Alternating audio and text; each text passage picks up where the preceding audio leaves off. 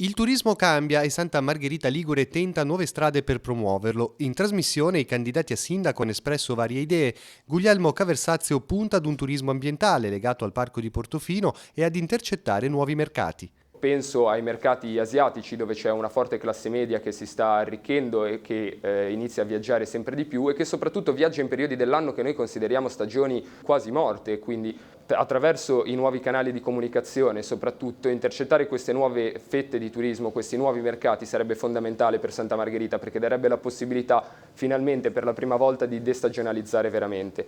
E noi vogliamo introdurre una proposta concreta per questo, che è la proposta della conferenza del turismo. Alle idee chiare anche Paolo Donadoni: valorizzare la Corrierina del Mare, usare la tassa di soggiorno per realizzare eventi fuori stagione e la riqualificazione delle viuzze cittadine. Infine uno sguardo alle grandi opere. Ci siamo già mossi su tutti questi settori. Il centro congressi lo abbiamo pensato in centro città, accanto a Piazza Mazzini, proponendo una modifica della scheda tecnica dell'ex ospedale via Fratelli Arpe. L'eliporto l'abbiamo pensato sulla strada per Portofino e lo abbiamo inserito nel progetto che il Comune ha realizzato di messa in sicurezza del porto.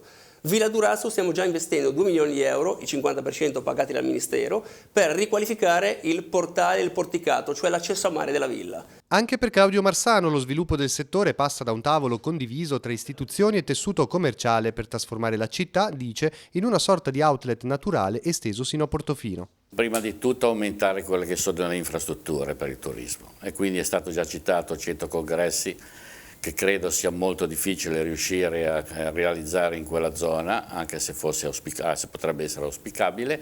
La seconda cosa è quella di consulta del turismo che deve essere legata al consulta dello sport, che deve essere legata al consulta della famiglia, si devono interfacciare. La terza cosa è quella di valorizzare, come non è stato fatto adesso, la progetto Santa Margherita che gestisce il complesso di Villa Durazzo e del Castello.